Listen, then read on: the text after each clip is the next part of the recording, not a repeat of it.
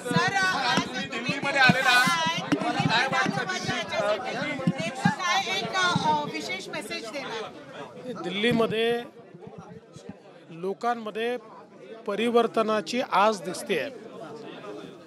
लोकांनी खूप विश्वास ठेवून अरविंद केजरीवाल आणि आपची सरकार 2 वेळा निवडून दिलं आणि प्रत्येक वेळी नवीन आश्वासनं द्यायची आणि ती कधीच पूर्ण करायची नाहीत.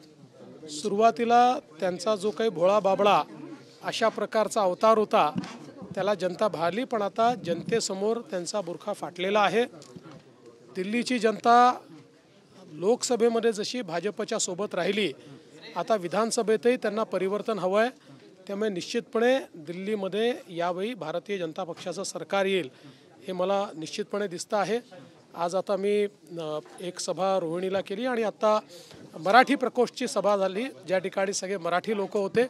मराठी लोकांचंही पूर्ण समर्थन हे भारतीय जनता पक्षाच्या मागे आहे. अण्णा हजारे यांना पण भेटून आलात, तुम्ही सांगितलं अण्णा हजारे आणि अरविंद केजरीवाल एका वेळेस एकत्र होते, पण नंतर ज्या प्रकाराने त्यांचं डिपार्शन झालं त्याला हे असं आहे की आपण स्वतः देखील बघितलेलं आहे. अण्णांनी केजरीवालांच्या संदर्भात जे वक्तव्य केलेलं आहे ते जाहीर आहे.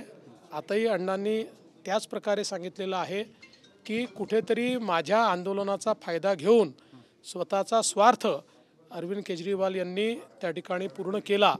हे जाहीर वक्तव्य मागच्याही काळात अण्णांनी केलेलं आहे. आघाडीमध्ये दोन्ही पक्ष एकत्र होते. आज राहुल गांधी आणि खरगेंनी बोलताना म्हटलंय भाजप आणि आप हे एकाच नाण्याच्या 2 बाजू आहेत. आणि आम आदमी पक्षाने म्हटलं की भाजपने पैसे दिले उमेदवारांना काँग्रेसच्या. मला असं वाटतं की त्यांची नुराकुस्ती आहे.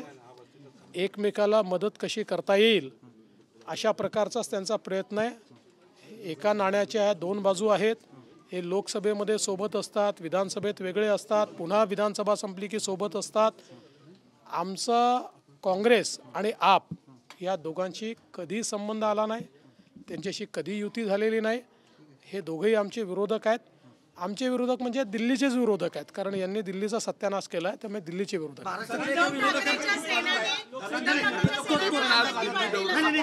विषय असा आहे, दिल्लीचे प्रदेशाध्यक्ष शिवसेनेचे, ठाकरेंच्या शिवसेनेचे, त्यांनी संजय सिंगची भेट घेऊन त्यांना पाठिंबा दिलाय. संजय राऊत तिकडे म्हणतायत दोन्ही आमचे मित्र आहेत, आम्ही तटस्थ आहोत. असं आहे, ज्यांच्या पाठिंब्याने 4 मते मिळणार नाहीत त्यांनी याला दिला काय आणि त्याला दिला काय, काय फरक पडणार आहे? त्याने कोणालाही द्यावा.